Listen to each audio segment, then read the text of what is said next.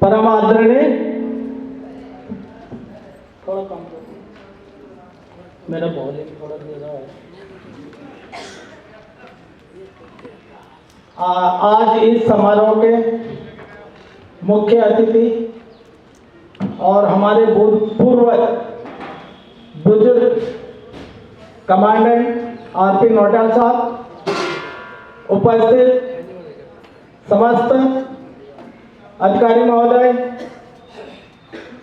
और ऊपर इस पंक्ति पर बैठे सभी सुबेदार मेजर साहब और मेरे साथी भाइयों और मातृशक्ति हमारे कमांडेंट ओम प्रकाश साहब की मीन साहब, भारती मैडम, तमाम जो बच्चे यहाँ पर आ रखे हैं, आसाम राइफल के इस 190 साल के लंबे इतिहास के स्थापना दिवस पर मैं आपको धन्यवाद देना चाहता हूं। लेकिन इन 90 सालों में 190 सालों में हमने क्या खोया और क्या पाया, इस पर हमें मंथन करने की जरूरत है। आज हमारा संगठन और हमारी जो ये कार्य प्रणाली बहुत काम कर रही है, लेकिन क्या ये काम बहुत काफी है और इसी से हमें संतोष करना चाहिए? नहीं करना चाहिए सब संतोष।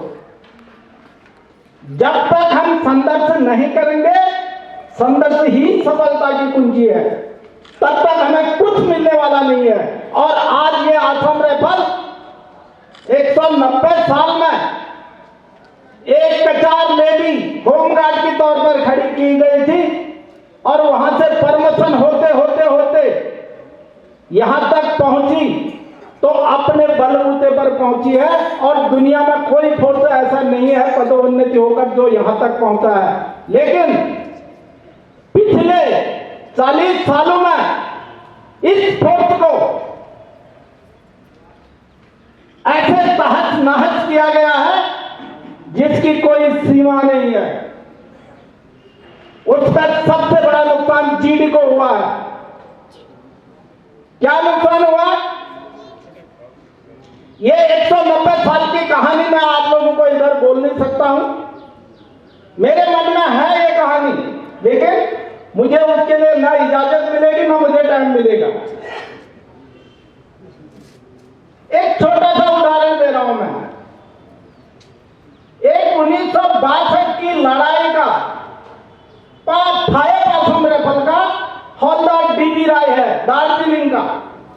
ये पुराने जो साहब लोग अभी माला पहनाए थे, जो 1962 की लड़ाई लड़े थे, वो जानते नहीं होंगे उनको। उनका फोन आया था मेरे पास पिछले 2024 में कि मेरे को पेंशन निकला हुआ 99 ईयर्स हो गया है, लेकिन मुझे जो 35,000 डीजीआर से लमसम ग्रांट मिलता है ओल्ड एज का, वो नहीं मिला और 20% जो पेंशन मिलती थी वो नहीं मिली और उसके बाद 10% जो मिलता है वो भी नहीं मिला। अभी मैं 99 ईयर्स का हो गया हूं। दिल रोता है, बहुत रोता है। अब देखा कौन है, जिम्मेदारी है किसकी? उसके बाद उनका देहांत हो गया। मैंने एक वीडियो बना के भेजा था जिसमें फायर के सीओ साहब का फोन आया मुझे, बोला साहब इनका सबका नंबर दो मुझे। उनका एक सिपाही और था जो 1962 की लड़ाई में लड़ा हुआ, वो दोनों का मैंने उनको नाम दिया और उन दोनों ने उनके लिए काम किया और उनका मैं इस मंच पर समस्त लोगों के सामने उनको बधाई देना चाहता हूं और धन्यवाद देना चाहता हूं। लेकिन डीबी राय जो थे, उनके जिंदा होते होते उन्हें वो नहीं मिला। जब उनका नवंबर 2024 में उनका देहांत हो गया, उसके उपरांत उनकी वाइफ को दिया गया। क्या फायदा हुआ? जबकि डीबी राय कई महीनों सेना की कैद में बैठ के आए को छोड़ा था। दूसरे हैं 29 आसाम राइफल के सूबेदार मेजर RS गोसाई साहब, है कोई 29 का?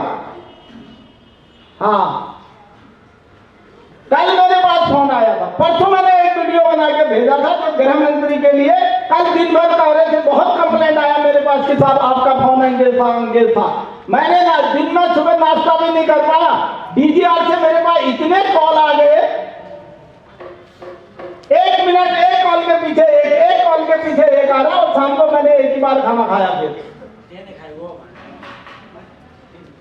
जब हम रोएंगे चिल्लाएंगे तभी तो हमारी कोई सुनेगा।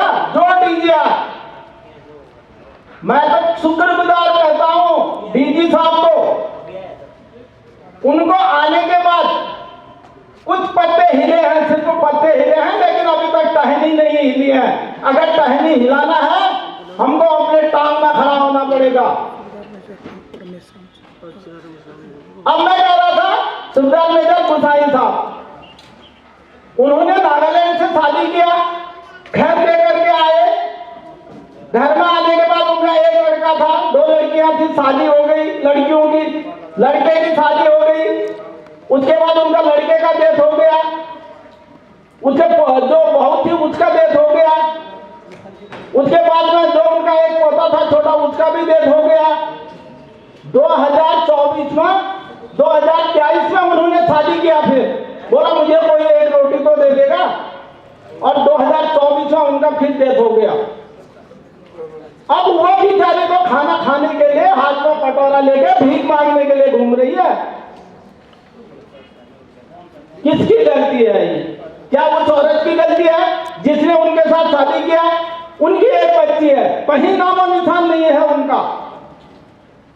इसी संबंध में कल दिन भर DGR से मैं बात करते रहा। जिस GD के पीछे तमाम इतने ट्रेड बने हुए हैं उनका काम करने के लिए, आखिर जितने भी आज तक मैं 1-1.5 साल से इस संगठन में काम कर रहा हूं, और हमारे जो ये तिवारी साहब है, इन्होंने सिखाया हमको, बहुत कुछ सीखा हमने तिवारी साहब से। घर घर जो सदस्यता और घर घर उनकी तकलीफ देखने के लिए घर घर अभियान इन्होंने चलाया है, उसके लिए मैं उनको एक बार धन्यवाद करता हूं। जोर से ताली मारो। क्या हम हमारे पड़ोस में एक किसी विधवा की मदद नहीं कर सकते? क्या हम पड़ोस में एक बुजुर्ग 80 साल वाले की मदद नहीं कर सकते? क्या हम पड़ोस में एक अनाथ बच्चे की मदद नहीं कर सकते? इसके लिए हमें जागरूक होना पड़ेगा, हमें काम करना पड़ेगा। बहुत कुछ कमा लिया है इस आसाम राइफल ने। आज हम यहाँ पर क्यों इकट्ठे हो रखे हैं? क्या मकसद है हमारा इकट्ठा होने का? हमारा इकट्ठा होने का मकसद, आसाम राइफल हमारी मां है और आसाम राइफल हमारा परिवार है। इस परिवार में इकट्ठे इसीलिए हुए हैं, हम अपने परिवार का जन्मदिन मना रहे हैं। यहाँ पर इतने दूर दूर से बुजुर्ग लाठी टेक करके यहाँ पर आए हैं। क्या मतलब था ये लाठी टेक कर आने का? परिवार में सबसे ज्यादा झगड़ा भी परिवार में ही होता है, सबसे ज्यादा झगड़ा पति पत्नी में होता है, और सबसे ज्यादा प्यार भी पति पत्नी में ही होता है। सबसे ज्यादा झगड़ा बच्चे में माँ बाप में होता है, सबसे ज्यादा प्यार भी माँ बाप और बच्चों में ही होता है। क्या झगड़ा होता है करके उनको घर से निकाल दिया जाता है या उनको मार दिया जाता है? घर का समस्या का समाधान करना घर के बुजुर्ग का काम होता है। तो शायद मैंने बहुत ज्यादा चीजें कह दी, लंबा हो रहा है और औरों को भी वक्त देना चाहिए। यहाँ पर जो गौरव सेनानी संगठन के अध्यक्ष साहब लोग और अन्य साहब लोग यहाँ पर बैठे हैं, मैं उनका धन्यवाद करना चाहूंगा। लेकिन साहब लोगों को मैं एक रिक्वेस्ट करना चाहूंगा, जब गौरव सेनानी संगठन का 8वां स्थापना दिवस मना रहे थे, उस उसमें मैं भी गया था, एक मैंने रिटर्न में लेटर दिया था उनको। जो जॉलीग्रांट एयरपोर्ट है, उस हवाई अड्डे का नाम बदली करके general Bipin Rawat international airport उसका नाम रखा जाए, लेकिन अभी तक उस लेटर का मुझे जवाब नहीं मिला। दूसरा, जो परसों त्रिवेंद्र सिंह रावत साहब आए थे यहाँ पर, बलबीर साहब और मैंने जाकर के वही एक विज्ञापन फिर उनको पकड़ाया है। क्या एक हमारे देश के सबसे प्रथम सीडीएस एक जनरल साहब के नाम से इस हवाई अड्डे का नाम नहीं हो सकता? आप कोई राजस्थान में जाइए, कोई गली ऐसी नहीं है जहां मिनिस्टरों का नाम है, सारे शहीदों के नाम से वो गलियों में नाम है। यहां सारे हर्रा वाला, बुल्ला वाला, कुआ वाला, नल्ला वाला, भगवान वाला सब वाले ही हैं। बिहारीगढ़, विद्या विहार, वो विहार, अमकना विहार, ढिचकना विहार, क्या उनके नाम शहीदों के नाम से नहीं हो सकते? हो सकते हैं, लेकिन हमारी हिम्मत नहीं है उन्हें बदली करने के लिए। हमारे मन में हिम्मत नहीं है, न मन में हमारे उसको बदली करने की ताकत है। तो मैं इसलिए गौरव सेनानी संगठन के सभी सदस्यों को, सब लोगों को अनुरोध करना चाहता हूं, जो हमारे लिए फ्यूल कमान की लड़ाई लड़ रही है, इसमें आप मदद कीजिए। वन साइड कीजिए, हमको कहीं भी कीजिए, लेकिन वन साइड कीजिए। एक नाम में दो तलवार कैसे हो सकती है? और जो इसमें बड़ा महत्व है दीदी का, ये महात्मा पिछले 40 सालों से उसको ऐसे तहस नहस करके रख दिया है, उसका कोई दुख तकलीफ देखना तो बहुत दूर की बात है। उसने तूने खाना खाया कि नहीं खाया करके पूछने वाला भी कोई नहीं है। अब तो यहां तक कहने लगे कि तेरे शरीर से तो बदबू आती है। कई लोग लिखते हैं मुझे, तुमने अपना उसमें जो मैं वीडियो बनाता हूं उसमें कमेंट लिखते हैं, सबसे पहले तो तू देहरादून से निकलता, या तो अपना मुंह चुप रख ले। ये मुंह तो चुप उसी दिन होगा जिस दिन ये सांस मेरे शरीर से निकलेगी। कोई माइकल मेरे मुंह को चुप नहीं रख सकता है।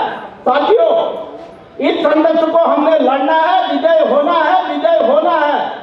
ज्यादा नहीं कहकर मैं यहीं पर समाप्त कर रहा हूं और आप सभी का बहुत बहुत धन्यवाद। इस पंडाल में, इस समारोह में आप लोगों को आने के लिए, खास करके मातृशक्ति और बच्चों को जय हिंद, जय भारत।